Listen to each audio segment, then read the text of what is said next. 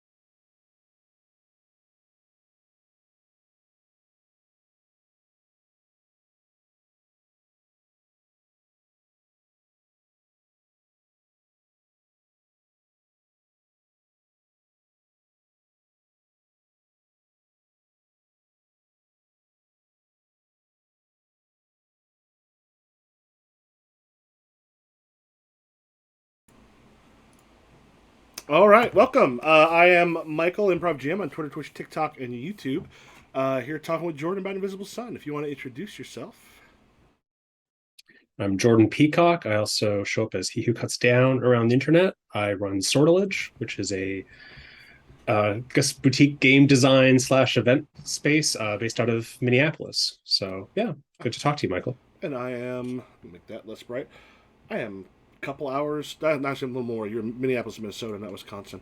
I am Central Illinois. All right. Yeah, I'm not aware of a Minneapolis, Wisconsin. They might have stolen one. You know how it is. They drink a lot up there. So, Invisible Sun. I ran it. I got the cube several years ago for like 150 off of Miniature Market.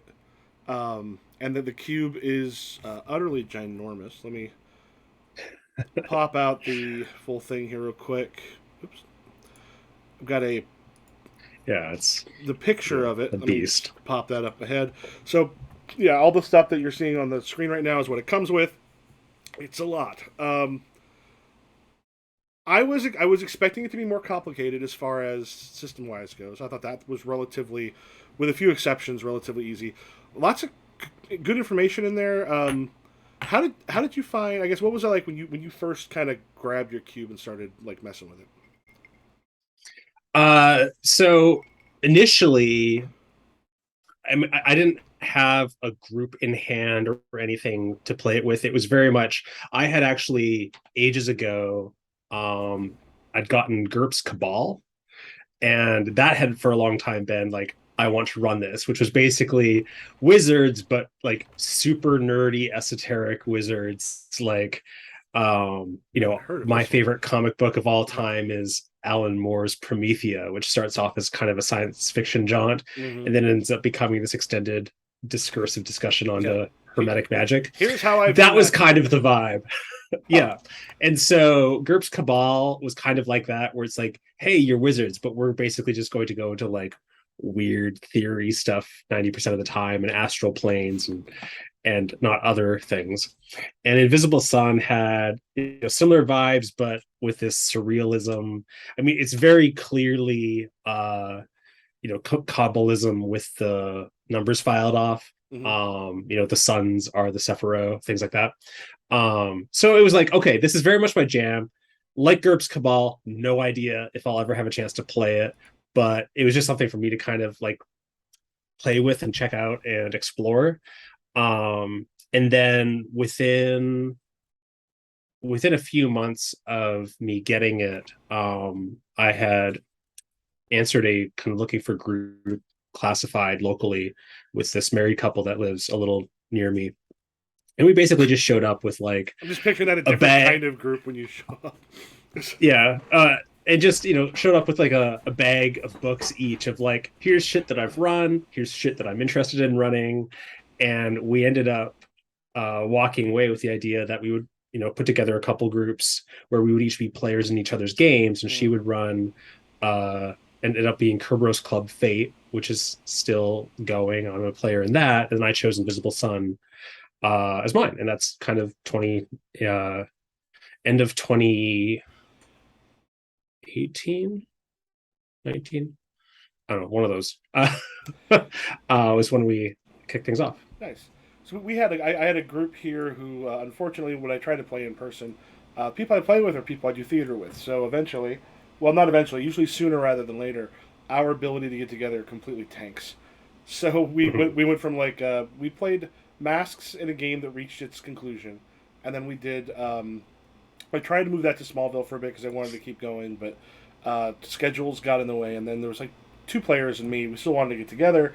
I had Invisible Suns. I'm like, yeah, we'll try this. And what we found was, I think there was one player who they were in. I think they were into it. The other one really, really, really disliked the surreal aspect of it. Like the fact that it wasn't sort of concrete. You can count on all these things being what you would expect in a normal world. He did not deal particularly well with, and it like he did not like it. So we played like 4 sessions. I ran it online for a little bit, and I got one person who was not the right fit because they very much were not able to kind of like go after something their character wanted. They kind of were waiting for the story to be brought to them. The other person would take more initiative, and I brought another friend in who would be really good at it. I think the mistake it felt like we made was they chose these really urgent, like you get to choose the character arcs. And the ones they chose were really urgent, a little more adventure type stuff, Yeah. and so we ended up with these things that were so on a countdown that we ran into a weird mix where suddenly they had a lot of XP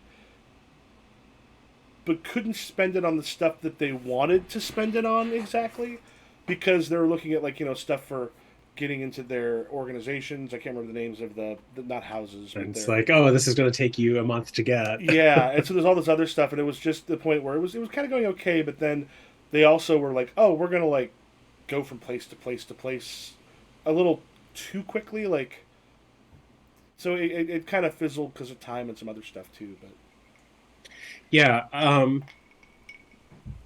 guess there's a few different things there. Uh, in terms of, first of all, I guess just player expectations. Yeah, if you are we mentioned GURPS in passing, but any kind of like super crunchy, minutia heavy thing, this is going to be very unfriendly to that.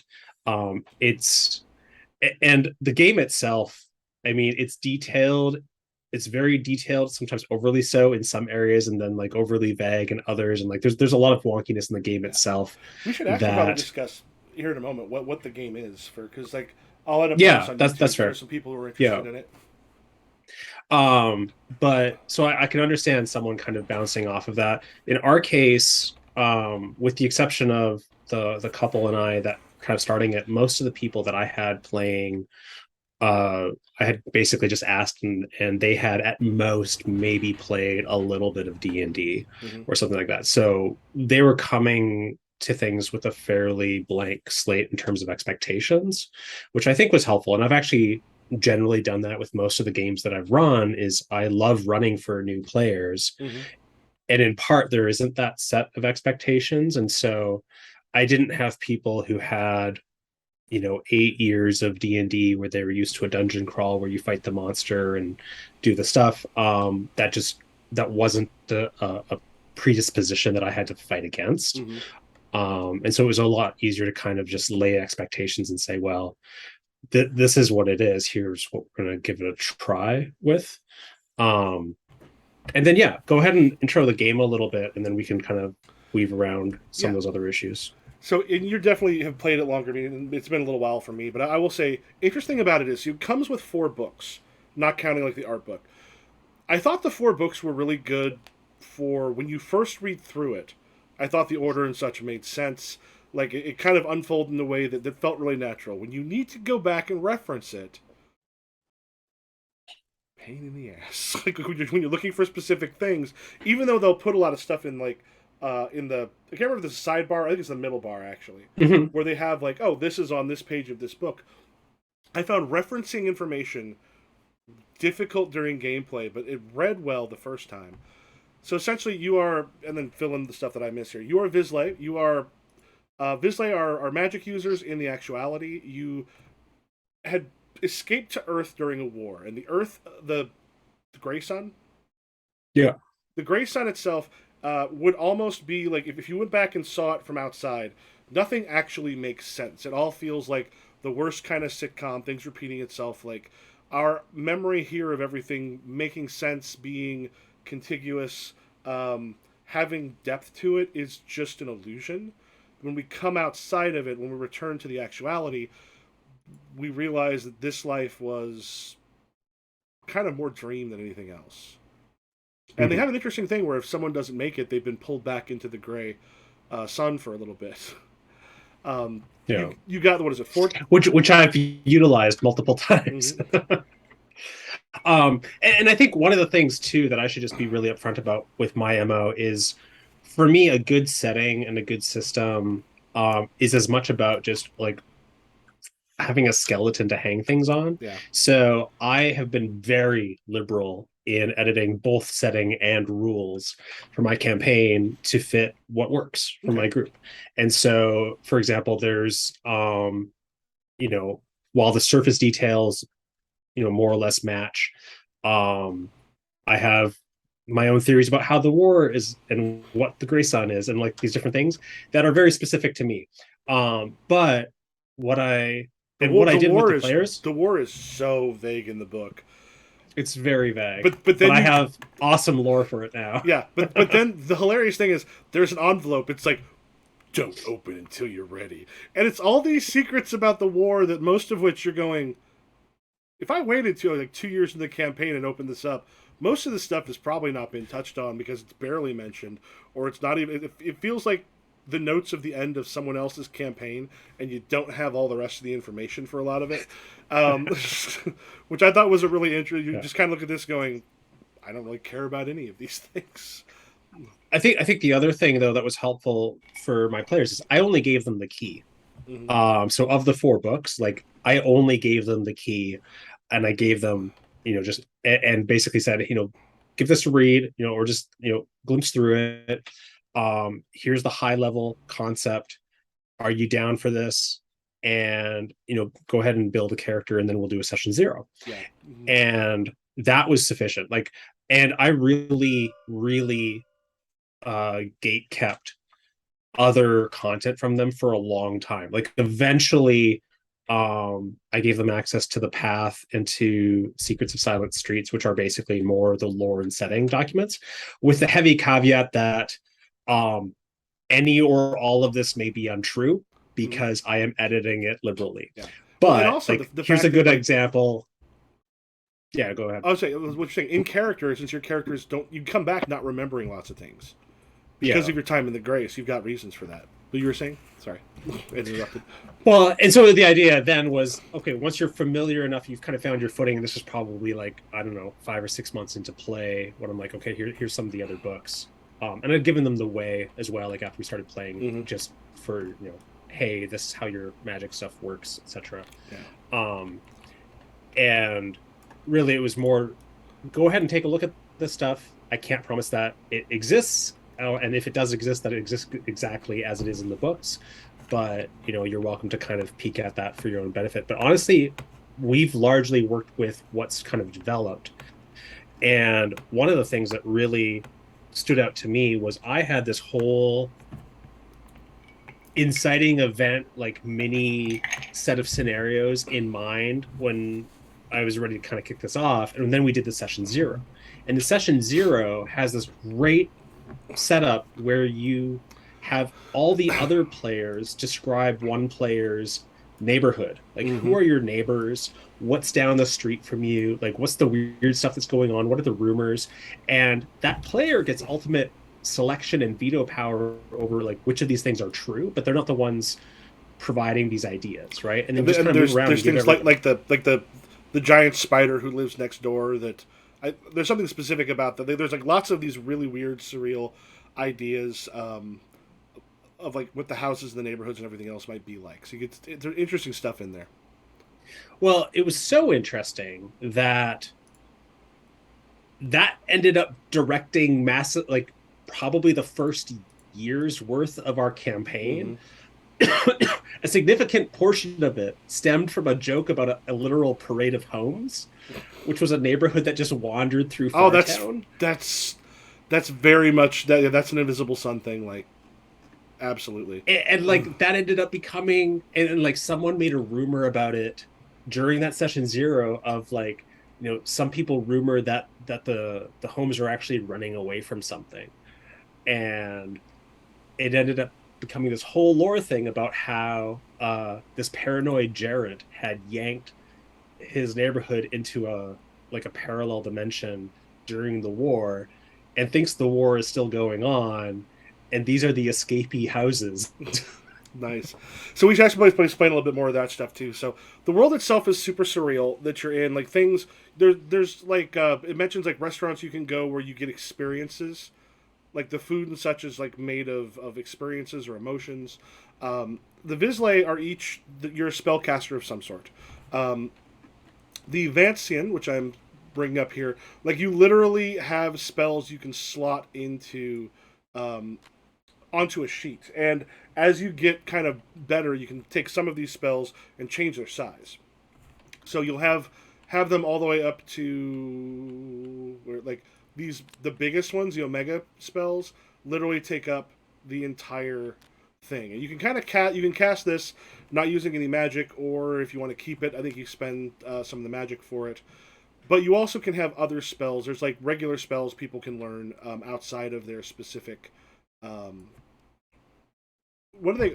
They're not like chapters or the how like the like with the Vancian and the demonologists and Oh, all those the degrees. Oh, the different orders. Yeah. orders. Yeah, with the orders. There are the Weavers, and the Weavers use essentially something kind of like White Wolf's Mage, where you'll have these aggregates. You've got domains essentially that you'll have some power over, and you can start to mix some of those together. And as you get more powerful, you can actually mix more of them. But they'll also have like absences, things that you cannot use. Like if winter is one of the threads I'm using, I can't have warmth, motion, or creation in it. Both of my players, like that was a popular one. The type of them. Mhm. There are Yeah, I the had two Weavers and no Vances in my initial party. yeah there's the one group that creates magical items, and their whole thing is about again creating magical items, and another one that will summon up demons and then use those for various purposes. Again, this is the Maker's Matrix. This tells you like how to create magical items.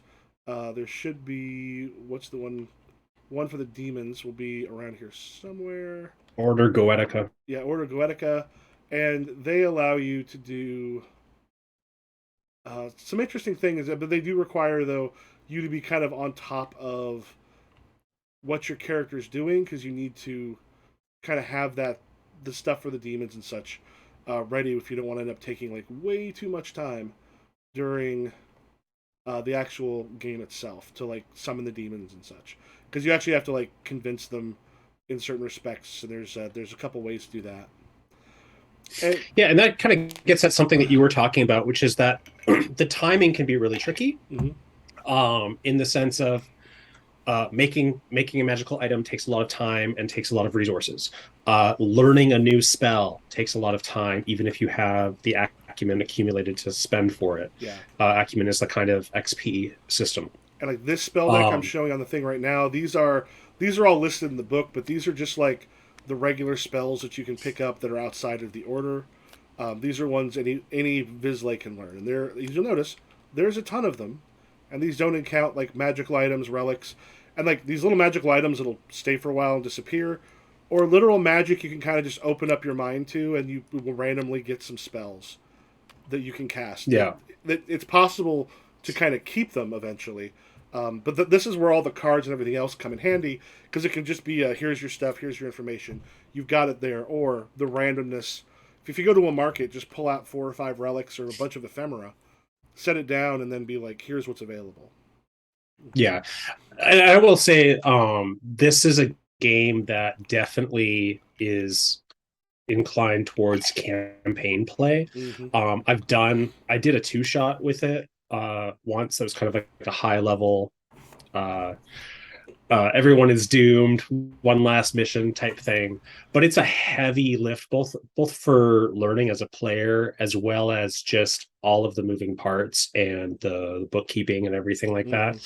And so it's something where it's best to kind of develop that slowly over time, but also it's just a lot. Like at this point, we started off, I had a little envelope that we just kind of put the cards and any acumen and wicked keys and other things, and they just have a little envelope with everything in it plus their character sheet.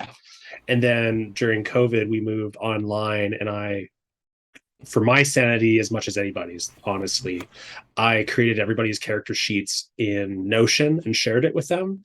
And that way we all had, like, we were all looking at the same thing. If I was making a change, they could see it, they could update their, their pools, because it's very similar to the Cypher system. So you're basically spending down from your stat pools in order to enhance your odds when you're making dice rolls. And then now that we're back in person again, for I think it was last Christmas, as a little like treat for my players, I kind of put together these nice character sheet binder things for them that have a nice character sheet with them, and then I have little card pages where we've slotted the cards and stuff. Nice. So we're back to physical again, Nice. but it's a lot of moving parts, and I think needlessly so to a certain extent. But and let me get back to that actually, but I'm going to refill my water real quick Okay. because I'm coming off of COVID and my Yeah. throat's a I'll little. talk a little bit about character arcs while you're gone. So one of the interesting things that this does is in order to get experience points, and the experience get kind of complicated because there's multiple types, and those types combine. It's that to me is almost the sticking point in certain respects. It's not awful, but it's like it takes some getting used to. But you buy into character arcs. Now some of these character arcs can be like the ones we had, which were like someone's been kidnapped, or these things that were very like had to be done quickly because you bought into a character arc of a kidnapping, as opposed to some of it's like have a child, raise a family, start a business.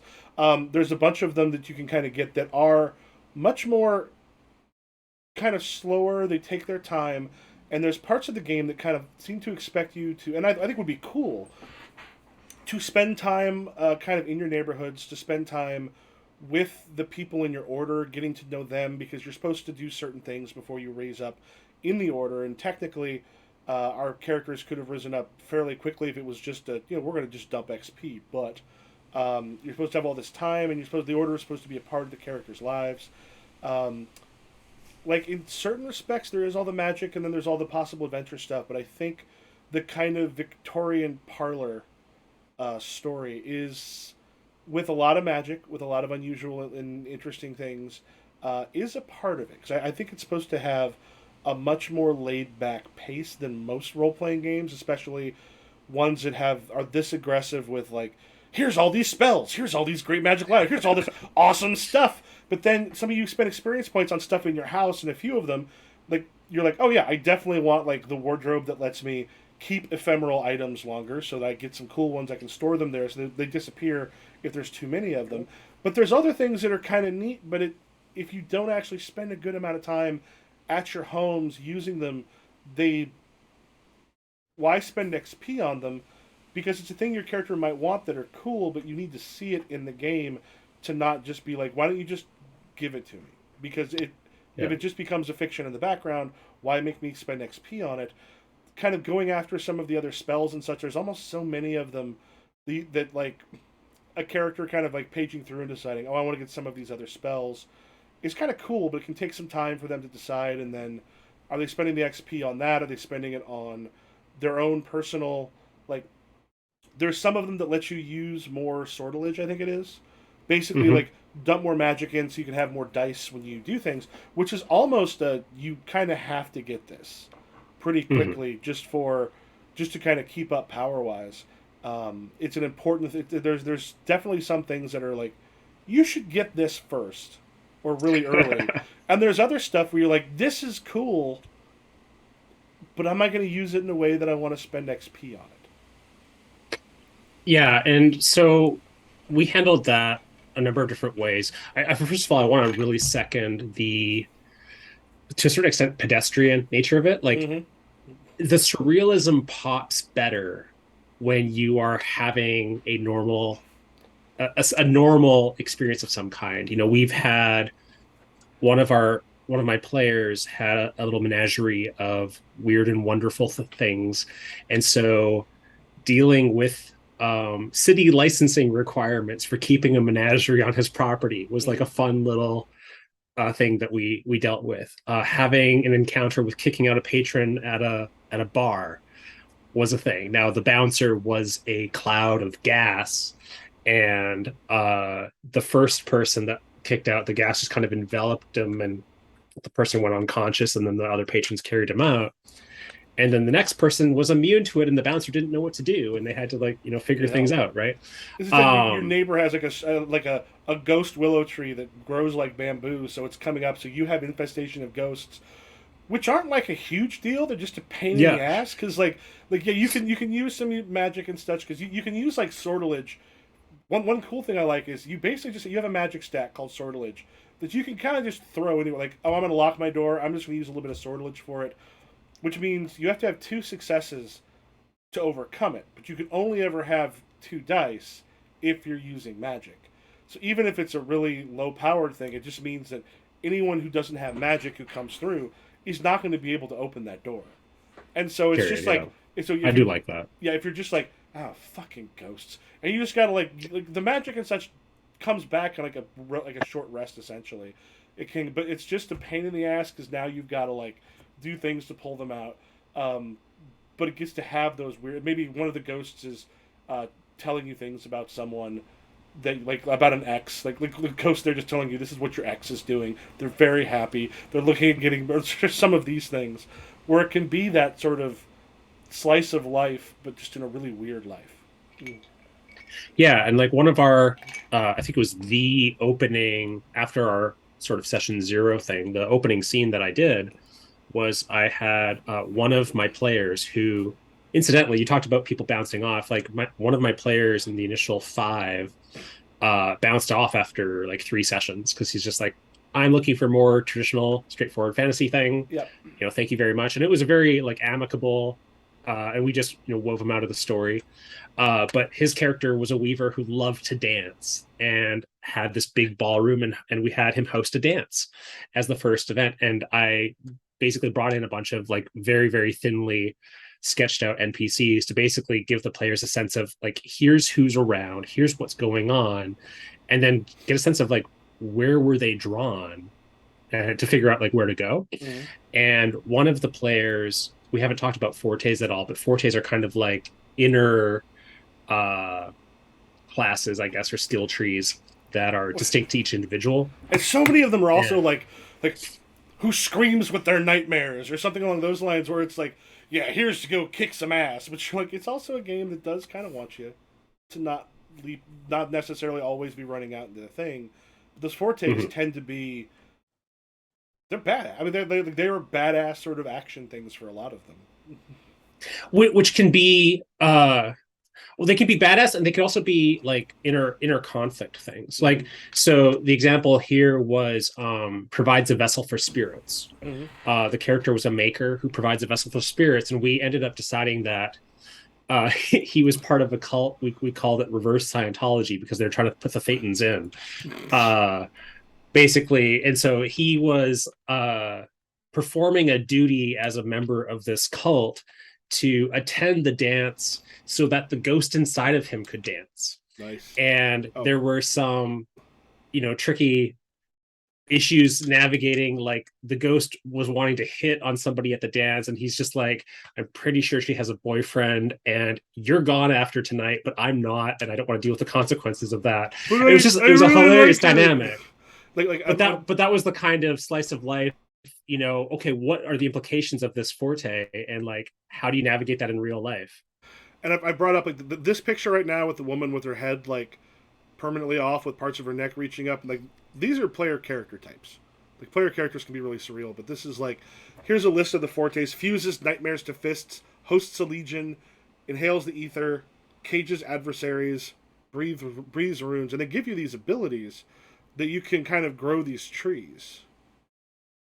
And they're really another interesting concrete example, both for the character arcs thing, but also for the fortes, being dark or whatever, is I have a player character who started in the second year. Kind of, we finished a major arc. We had a couple of players drop out, had a couple new players join in, and her character has the I'm blanking on it right now.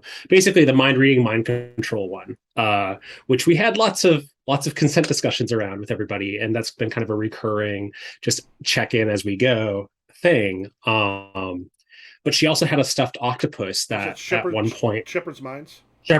There we go. Yeah, but she had a little stuffed octopus that when they went to the Gold Sun, it became alive, and she ended up taking the Raise a Child arc. Nice for the octopus. Or the octopus, which I thought was beautiful. But also, like, she had been part of a Weaver Coven that had basically very strictly circumscribed how she should use her forte. And she had taken an arc where she was starting to kind of push against those boundaries and experiment with, doing different things. And the there's this beautiful moment where her mom had been terrified by something and was not telling her anything about it because she didn't want her daughter to worry. And at a certain point, she forced her mom to tell her what was wrong. And her mom knew what she had done, but, Hmm. told her because she couldn't stop. And the moment of doing that and her mom calling her out on how wrong that was and her justifying it on the basis of the ends justified the means was like just a beautiful character arc of like navigating that complicated inner Hmm. struggle of I have this really crazy power in me. Which becomes less interesting if you also don't have the time to build up the coven and the rules. Yeah. To have those pressure on them to build up the mom. Like if your character's out adventuring, those interesting things can happen, but I think are less impactful because it's not about your everyday life. It's about the thing you're doing out there on a big thing, as opposed to I'm just living my life. It's just interesting things happen because of who we are. And you can still have big things. Yeah. I'm a big fan of what I call zeitgeist campaign design, where big stuff is happening, and the degree to which you are directly engaged with it and are responsible for it will vary. Mm-hmm. And it's the idea of like, hey, you're running a pub in London during the bombings in World War II, right? Like, it's going to affect you. Yeah. You may not be operating as a pub, but you're not on the front lines. You're not necessarily making decisions that have any, big macro scale effects. Like a lot of the ones I run, and the thing is that the character arcs help shape this, and this is part of what depending on what people choose. When I run a regular campaign, what I like to do, since a lot of it has to do with social and uh, like faction stuff is can be big and important, but like Mm-hmm. little threads and such that come in, and they'll eventually start to snowball into these bigger things where there's an inevitability where this is where things are going because of the choices and desires of the characters and how they've come up against other people. So like I do like that starting off a little not aimless, but like starting off where you're exploring. You're able to like kind of look at these various things. Like the mistake we made with the online one I did at least was the central mystery that I think too many people tied themselves into originally, where it probably should have been like save that for one of the ones you pick up because you can pick up other people's things, but Mm-hmm. they tied the stuff in to a point where like I guess in improv when we would do fiascos, what we learned is our first two scenes because we end up creating a square of the main characters and we have a need on one side and a need on the other. What we find out is if this scene with these two and their need is connected to the scene that the two behind, like the other two in the square do, we have no place to really go, or because it becomes much Yeah. more limited because it's all together all at once. Where we started going, okay, these two scenes have to be entirely separate. Like Mm-hmm. don't worry, like make it their own things. We'll bring them together over the course of this hour of performance. We had a lot more freedom. So I Well, and it gives you interesting choices too. And I think, one of the most powerful things is giving people the opportunity to make strong choices. mhm. And when you have a half dozen threads that are like semi overlapping, but not exactly, a lot of what I find myself doing is kind of curating what are the scenes or what are the characters that exist at these intersections, and then which ones do they move towards, because oftentimes there's a bit of a zero sum game in the sense of, all right, which one are you doing first, where are you going first, and how are you prioritizing that, and then having things move on the other side of it, um, because they're coming to it later, or they ignored it all entirely and had to circle back around. Oddly enough, you said you had people like make their characters then come together. Yeah. This might So be. the ball Mhm. was sort of the everyone was invited, and then for my case, I had a slightly manufactured setup in Yeah. that there was an event that happened at the ball that then a minister of the city kind of called them and some of the NPCs afterwards and was like, "Hey, you all intervened in this thing. We need you to help out with some urban repair. Yeah. Since you handled this one thing, we're going to ask you to help out on this other thing. And they could have declined, but it was, that was very much the structure of, you should do this, but it didn't have a set schedule. It was like, we need you to get this done It's some yeah. soonish. We don't have like a set schedule or process for how to do it because we don't necessarily know. And so they were able to do their other things along the same. Yeah. Treat this like you do the main story in Fallout or any of those exactly. things where like exactly. Sometimes you poke your head into it, but it's always like you got to find your child before it's too late. Yeah. I'll get to it. Yeah. Like, I'm gonna explore these nooks and crannies for a while. I think this is weirdly one of the few games I know where I think having the players create characters in a vacuum and then bringing them together, and then like as I recall, there's parts in character creation where you start to connect each other. It's been a while. You build some connections with each other, but it's not like here's how all of you are together. And in fact, some of those connections might not even be positive. Like I played in a game where I was rivals with one of the other characters. We were not on good terms with one another. Yeah, the final one, create bonds and initial group desideratum. This is, I think, one of those games where sometimes creating it in a vacuum like that might actually be a fine thing, because it would let you bring people that are supposed to be as varied as Invisible Sun wants them, where it's not like if you have 3 Weavers, cool. You can focus on that. If you've got everyone kind of different things, also cool. It could be cool being if someone's like making sure they don't have the same forte, but even there you've got enough choices when you make them. I don't think that's as big a deal.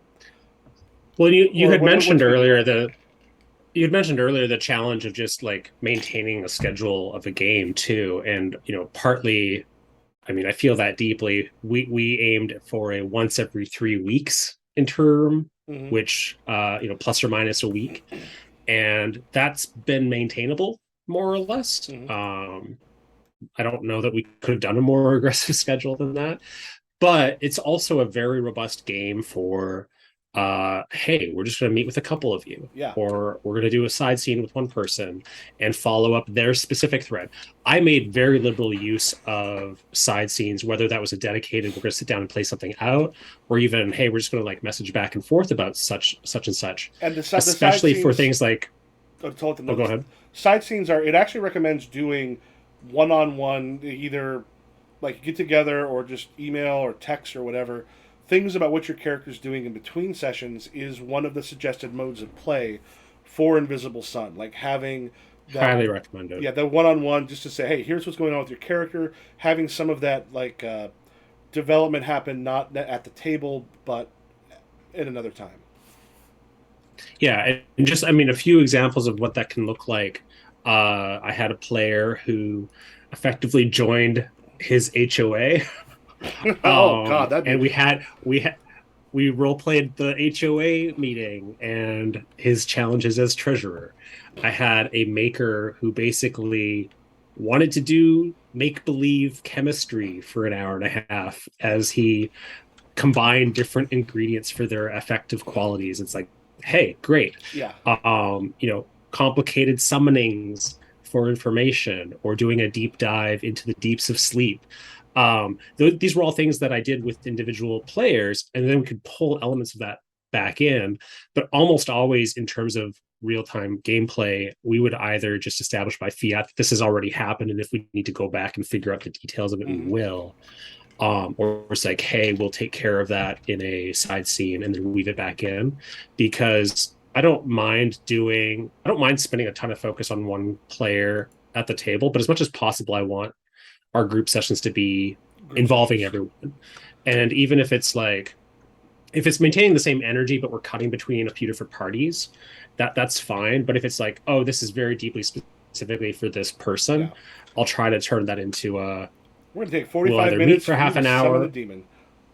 Yeah, or shoot an email back and forth, or just ask those questions. So like I have one upcoming, supposed to happen yesterday, but I was too sick, where a veteran of the war who is a Vance that also has the soul of her Weaver war buddy that she rescued from the Pale, is has been avoiding anything even remotely like therapy, and is now realizing that that's probably a good idea, and has found the equivalent of like a VFW and is going to go talk to somebody. Oh, So like like yeah. that's our setup.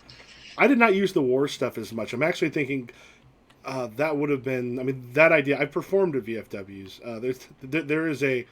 There is a very specific feel to those places. Yeah.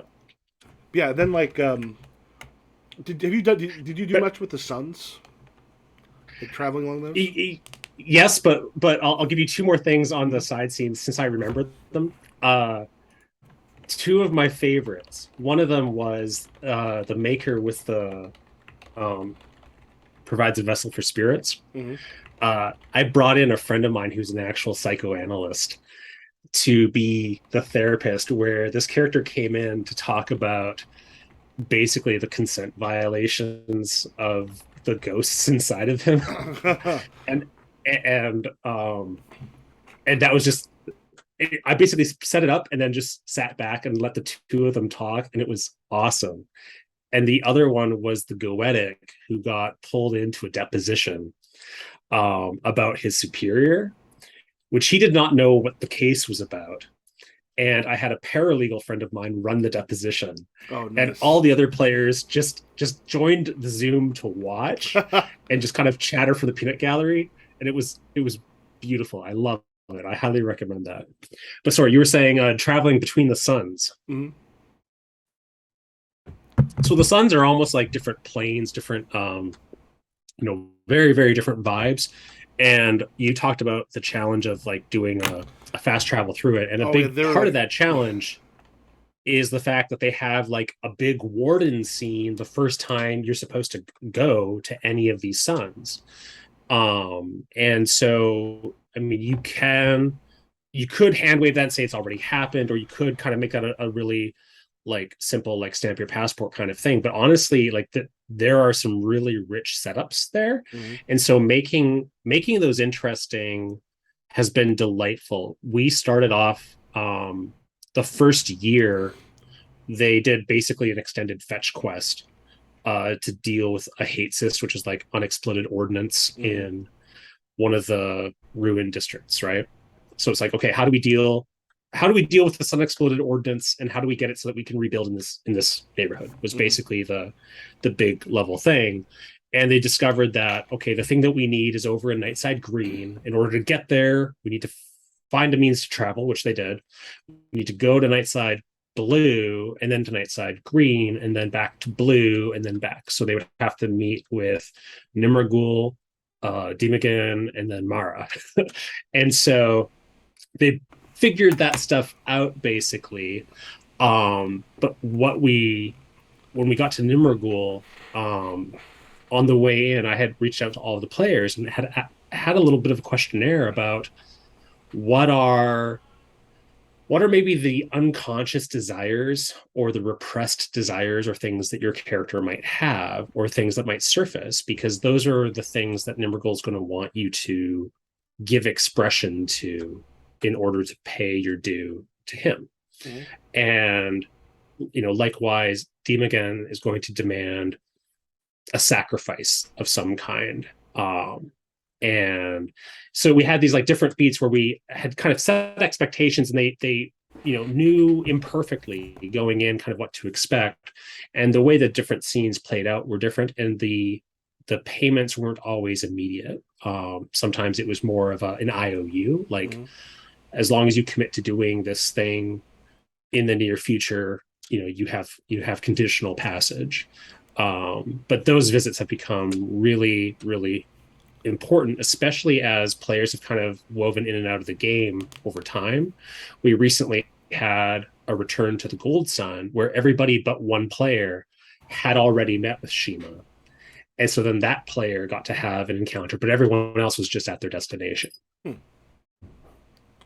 Yeah, those are ones where because like they got excited about exploring some of these things, but I got to the point where I was also like, I want to make each of those, especially the first time in the sun, sort of special. Do those sort Mhm. of things where if they're trying to go from each session pop into a new one, sometimes you just don't have the time to like because there's a lot of cool ideas, and I wanted to access those ideas and look through them and really let them kind of simmer for a bit because I got the box and I got the cube, but then I did the Kickstarter that came out with the other books where I picked Mhm. up like everything else for it except for the was it the guided campaign, the one that they would send like every month they Yeah. would send out a thing for. Yeah, I So never the directed campaign. I never did that either.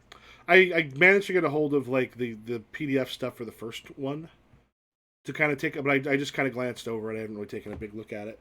I know they originally supposed to have like a Discord, and you could. It was an interesting idea. I'm very curious how much it worked because it was supposed to be like you'd fill out some information, and then they would alter some things to the stuff that you. Cause you would get not only sent here's like adventure threads and other stuff, but like here's a menu from this particular restaurant. Like it was supposed to give you all these other like little like tchotchkes in there too. There Um, is so there is a Discord server called Cypher Unlimited that does have a channel that talks about some of that stuff, and there was a separate official forum which you would get access to if you bought it, mhm. and that's about the extent that I know of that. Yeah, it seemed like an interesting idea, but it was like one of those things. I'm like, if I had a group that I know was really into it, it would be interesting just to see what they do. But it was like But that wasn't going to happen. So yeah, and I thought about that at one point, but honestly, the richness of what the players come up with, honestly, there's so much good material just from those collisions of what mhm.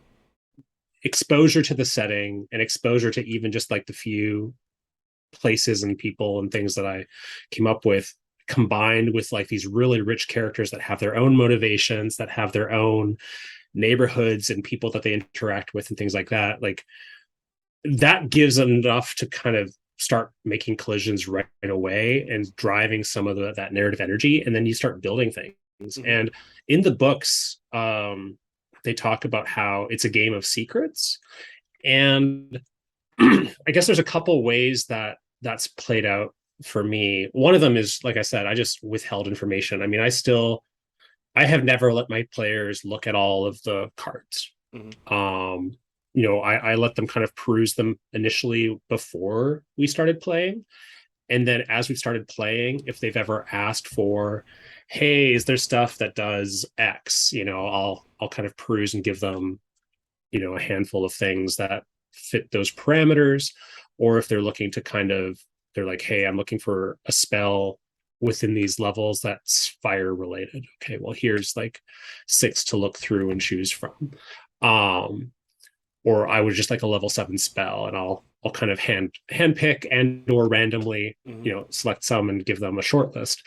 But that's as much to prevent the option paralysis on their end, Because but also to help yeah, kind of curate a little bit. yeah. Like here's And the stuff. Here's the stuff that's available. There was, I think, in one of the markets it mentioned, and I think it was an individual who was practically a walking library, who you would go and buy spells from.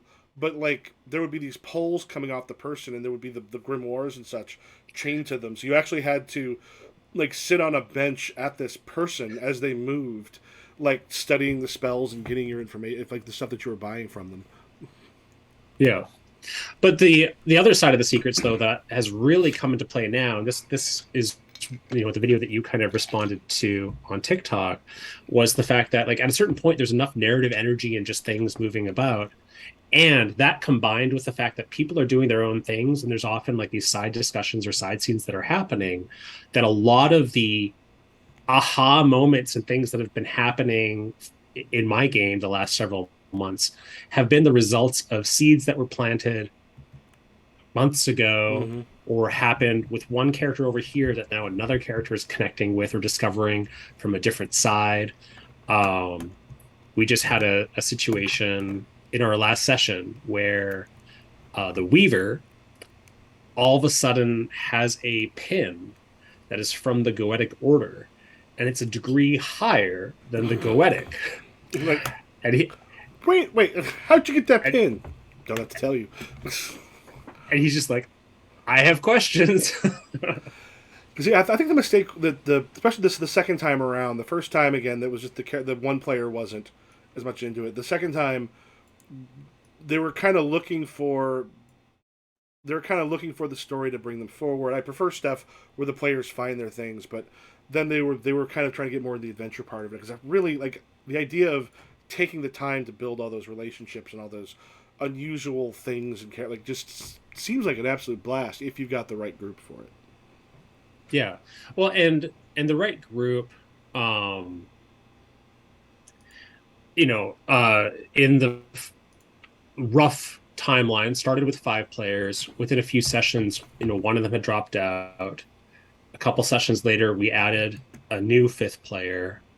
And then several months later, she had to drop out because life stuff. And then when the um, when that main arc ended, we had another person leave, and then we had a couple of people join, and then eventually another person join, and Mm-hmm. so it's like people have been kind of in and out. But again, that's a great thing. Like you can have in-game places where They meet like this people. character, one of the characters had been homeless when she started out, and at the end when the character wanted to retire, it's like, hey, we found you a home and you've decided to kind of stay here, and like if the players ever want to come back and say hi to you, which they've done, they can do so. But there you are. And so it holds up with that sense really well. And there's a one of the characters in particular I've been kind of holding in reserve, where it's like I know where they're at, and if that player ever wants to come back and reintroduce them, we can Mm-hmm. do so. And that might never happen, and that's okay too. But it's fairly conducive to people moving in and out of the story, because again, it's not tied to like, okay, it's these 5 people that are on this like Yeah, this quest, and yeah. they it has to be these 5. Where'd Jason go? We're in the middle of the forest. Yeah, As here, it's exactly. more just like, yeah, Teresa's just got a thing tonight, so her character has to be with the Goetics this evening with the Order, and so if you're doing the that slice of life aspect of it, it gives Yeah, that shit. Or character gets pulled into the gray if you are on one of those things. Oh, someone couldn't make it. That yeah. character gets sucked back into onto Earth for a little I bit. had a character early on. I had a player miss a session, and we decided they went. It was funny. So during the session 0, it was the apostate and the goetic who had decided that their bond was that they had been friends in shadow, and one of them had been a grad student, one of them had been a library researcher in shadow. So they Mm-hmm. decided that they knew each other from that university. And when I asked them at the table, I'm like, okay, so what university was that? They decided it was Arkham's University. So when they said that, and then several sessions later, the apostate, she wasn't able to show up, and I hit her up. I'm like, "Do you think you're in Arkham? Do you want to do like a Call of Cthulhu one shot thing as your side scene, and then pull that back into the story?" Which we did. Nice. And so then from the Invisible Sun side, that missing session became, where is she? And then the side scene was this Call of Cthulhu thing that then blended into Invisible Sun when she returned.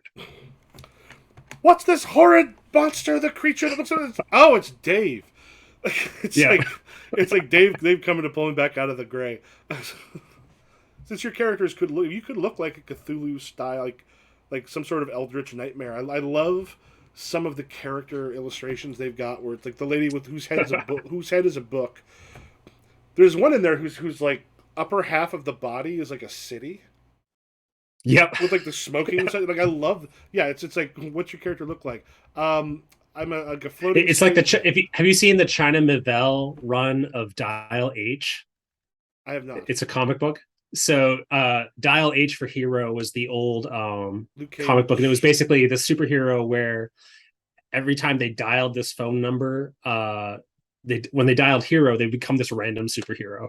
And China Mivel took it like this super surrealistic route, and it's awesome. Highly recommend that for inspiration. Hmm.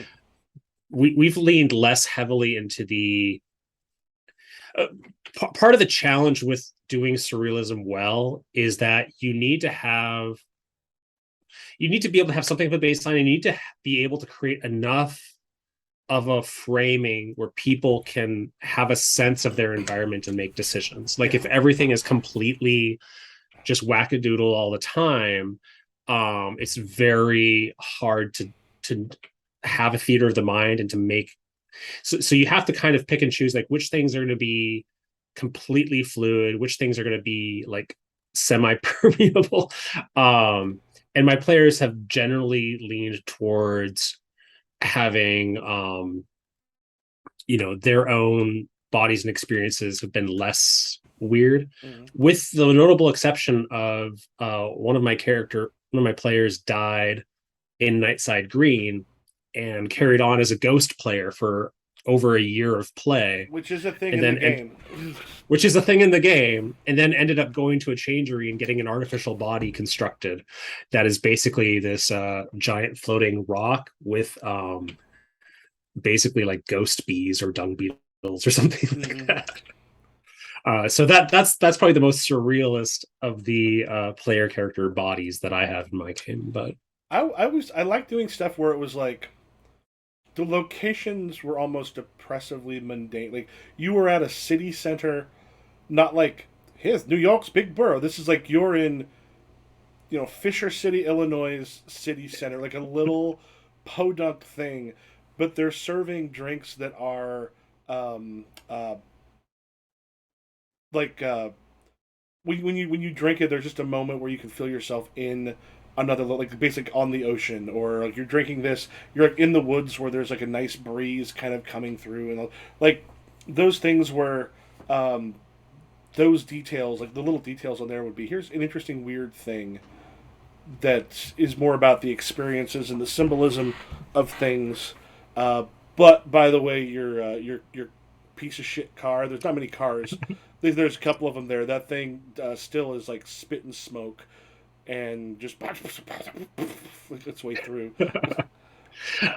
one of the ones I'm most proud of was I came up with kind of a mental model for how the deeps of sleep worked, Mm-hmm. which was that it was kind of like outer space where you had these, gravity wells around various spots, and then there's just these huge voids.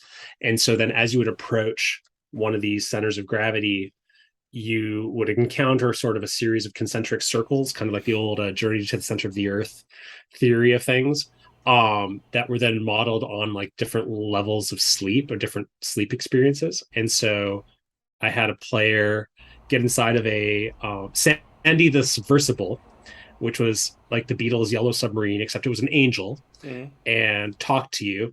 And then you basically would travel through each of these concentric, spheres. And like you would go into the next one, and all of a sudden, like it's blue sky above you, and there's like this giant plaza, there's people all around, and then you go inside there and you go inside this door, and then all of a sudden you're inside of another level, and it's a completely different experience. And you can't tell that you're inside from the inside.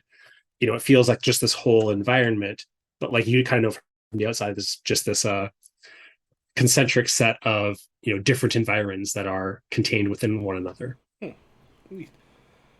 I have an idea for like it would be fun to do a key party in there, except instead of being like a key party, what's sent to people is random. Most people bring like a good dream. One person brings a nightmare.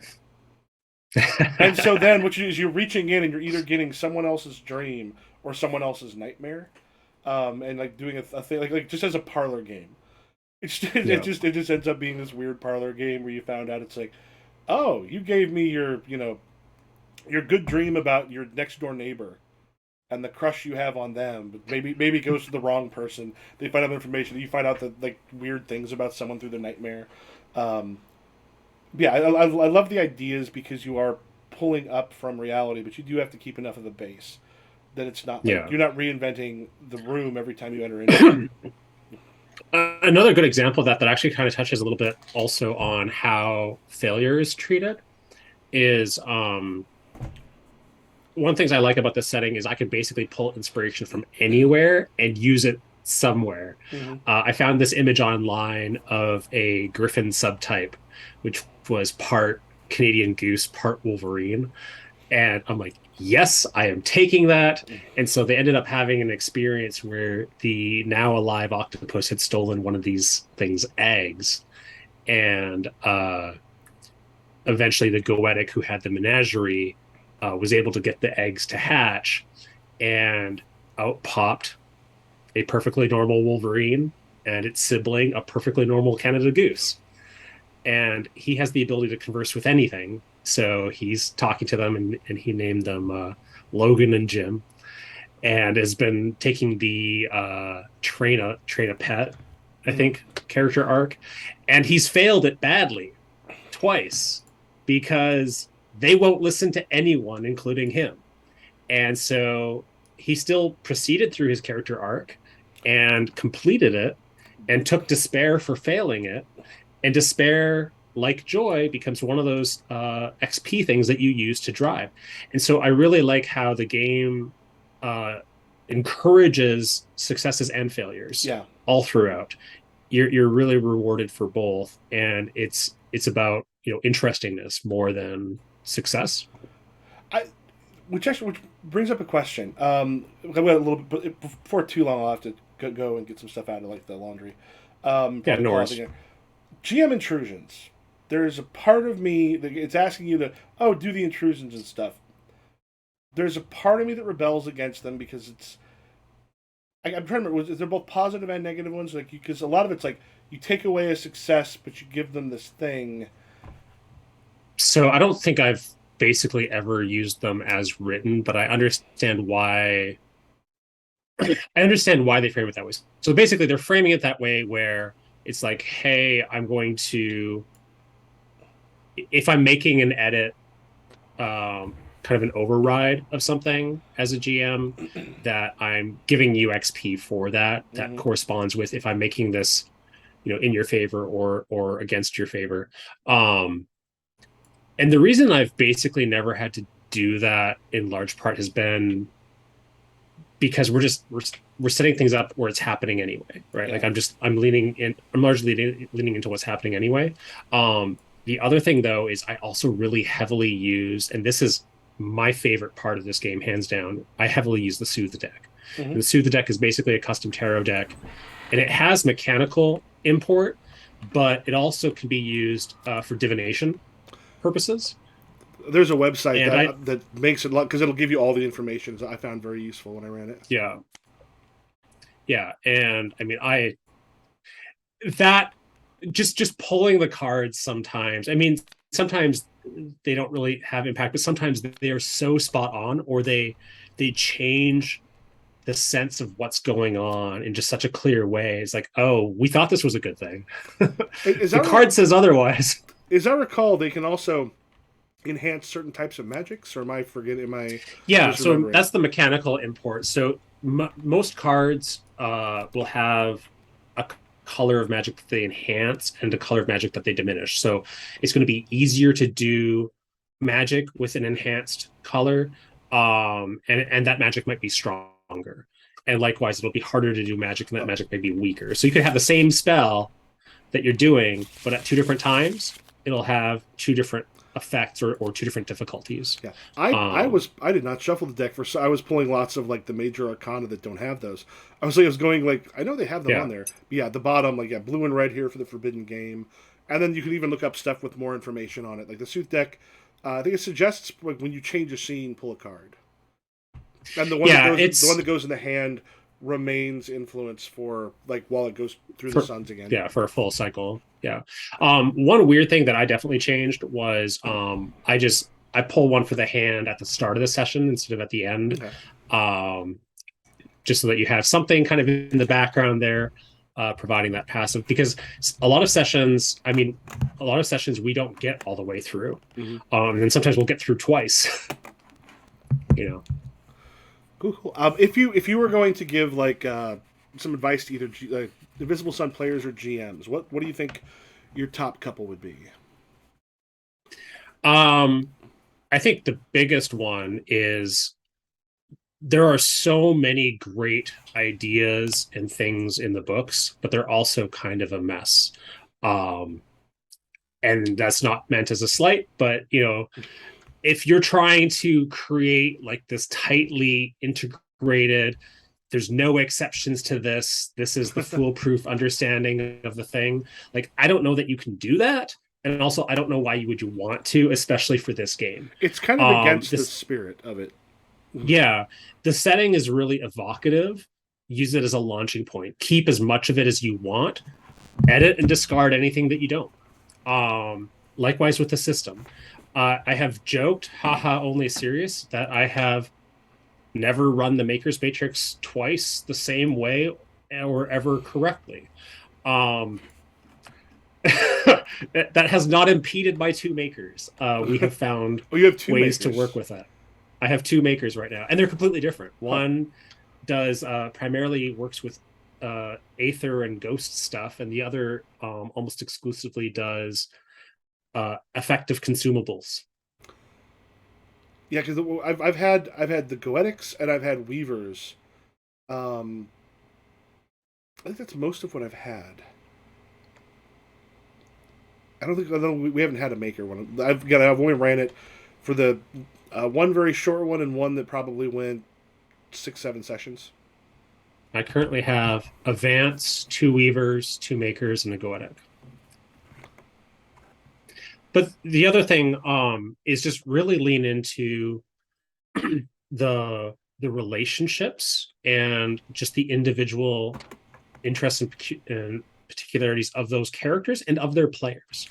I've talked about this a little bit on TikTok and elsewhere as well, but um, diff- this accommodates different styles of play really well if you, especially with side scenes and things like that. You can have people who want to do like the really nerdy bookwork stuff. You can have things for people who want to do flashbang explosive battles, and for people who want like this little slice of life stuff. And you can do that actually all together with some discussion and negotiation around the table. um, that's I think the key thing is just making sure that everyone is kind of understanding where you're trying to steer this, and feels like there's buy-in. Cool, cool. Well, I thank you so much because this is it's not at the top of my list of things I want to, but it's definitely back up. It's one of those every time I kind of consider it, it floats back up to like I really want to do a campaign of this. Again, one that actually kind of goes Yeah, for. I'm slowly bringing this one in for a landing, probably end of this year, early next year, something like that. And then the one that's on my list to go back to and do like a big campaign of is actually Eclipse Phase. So Cool, nice. Well, thank you very much. We can find you what he who cuts down in most places, or yeah, and then Sortilege is sortilege.online is my website, and yeah, I'm around. cool. Well, thank you so much, and I will catch you. Well, probably here and there on like Discord and such. All the All best. right, have a good one.